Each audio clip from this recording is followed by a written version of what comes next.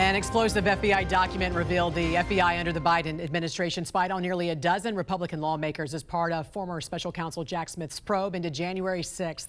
8 GOP senators and 1 congressman were targeted. Their cell phone data was obtained during the investigation, including Senator Lindsey Graham, Bill Hagerty, Josh Hawley, Dan Sullivan, Tommy Tuberville, Ron Johnson, Cynthia Loomis, Marsha Blackburn, and Congressman Mike Kelly.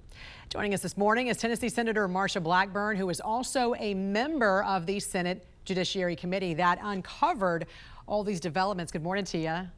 Good morning. How do you feel knowing you were on this list, and why do you think you were targeted?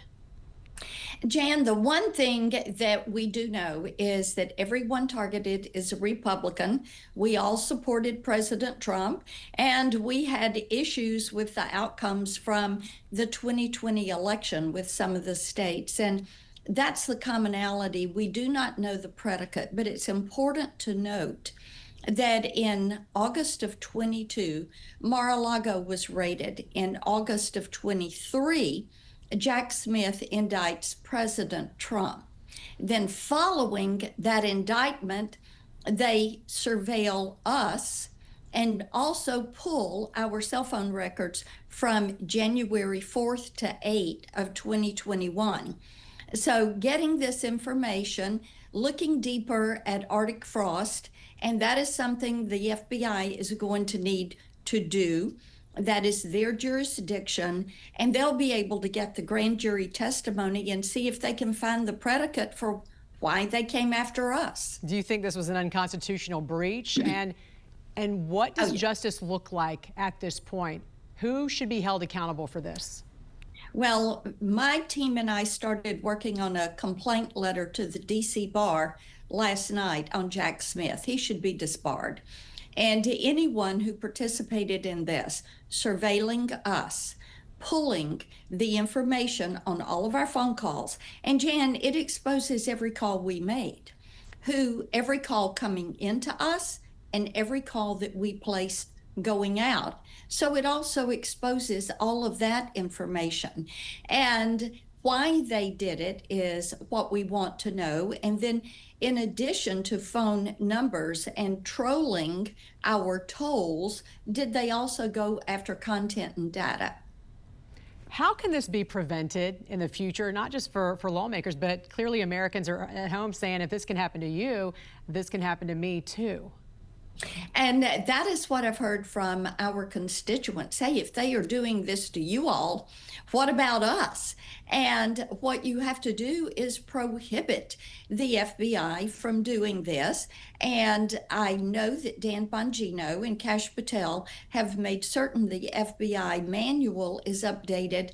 They did that immediately when they found this information this weekend and updated that manual to say, this is clearly prohibited, but it also shows you how politicized, how weaponized the FBI was against President Trump and people that supported President Trump. And it shows you the political nature and the political posture of the FBI. And they were really rotten to the core. And they were willing to do whatever they thought they could do to harm Republicans and harm President Donald Trump. I want to ask you also about what's happening in Memphis, because it's been a little more than a week since President Trump sent in federal law enforcement to help crack down on crime there. How's it working so far? It is working so well, and I'm so grateful to the local officials who are working with the police department and the 13 federal and state agencies that are deployed to Memphis.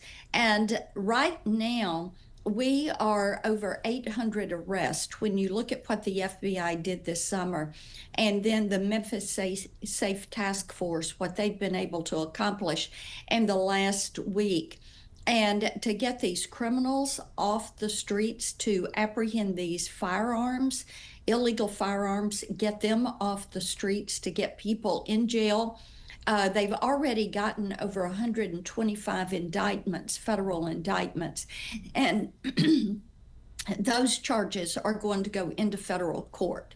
The U.S. attorney will carry those forward. And we have ATF, DEA, DHS, all these agencies working together to make Memphis safe again. We're really grateful for the help.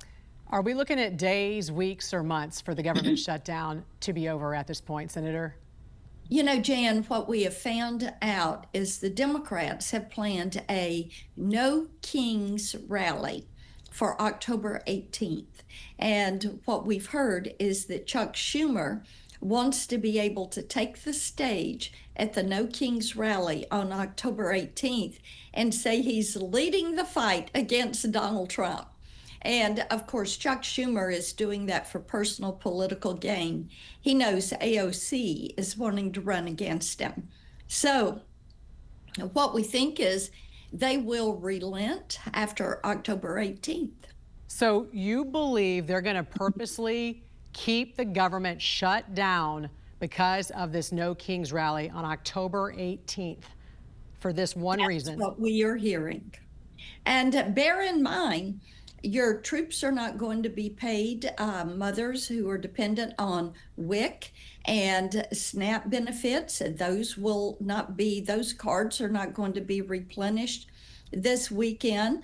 The Democrats want to give health care to illegal aliens. They want to spend $1.5 trillion more dollars for a 7-week CR. And what we're saying is open the government and let's make certain troops are paid, that benefits are out, and to hear from some that are familiar with the Democrats and their plans that this No Kings rally is something they are very focused on. This is the Schumer shutdown. It is happening because Chuck Schumer wants it. The Schumer shutdown is alive. They are carrying it out, and they're not wanting to come to the table and negotiate. All right, Senator Marsha Blackburn from the great state of Tennessee. Thank you so much for joining us this morning. We appreciate it.